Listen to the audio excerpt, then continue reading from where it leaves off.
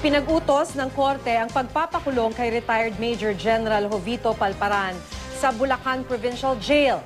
Sinasabing nasa likod ng pagdukot, pag-torture at pagpatay sa ilang militante si Palparan noong general pa siya.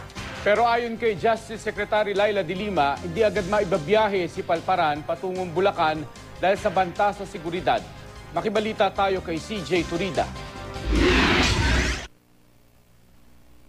Ilang oras matapos maaresto kahapon si retired Major General Jovito Palparan, inihanda na ng Bulacan Provincial Jail ang detention cell kung saan pwedeng ipiit ang dating general. 2 di pa lang ang lapad nito pero may sariling banyo. Sa paligid ng bilangguan, dinagdagan ang mga nagbabantay na pulis.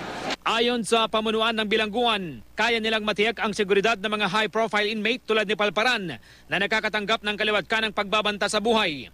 Nauna nang kinumpirma ng NBI na may mga nagbabanta sa buhay ni Palparan dahil ito sa pagkakadawit ng retiradong general sa mga insidente ng pagpatay at pag-torture sa mga umano'y rebelde noong general pa siya ng AFP. Siya rin ang itinuturong nasa likod ng pagdukot sa 2 estudyante ng UP noong 2006 na sina Karen Empeño at Sherlyn Cadapan.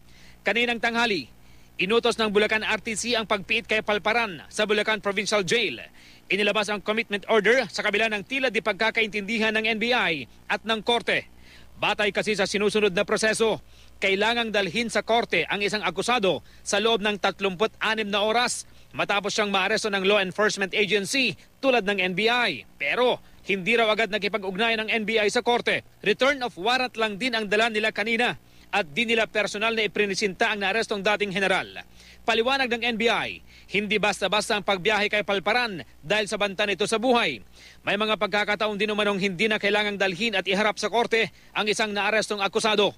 Sa August 18 itinagdang pagbabasa ng sakdal kay Palparan. Kahapon, sinabi rin ng NBI na posibleng isa sa mga ikonsidera ng korte ang kalusugan ni Palparan.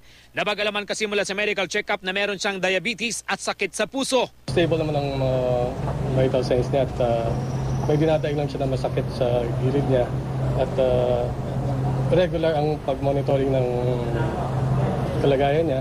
Nakadagdang sumailalim sa mas masusing check-up ang retiradong general. Patuloy raw kasing sumasakit ang kanyang dibdib at likod.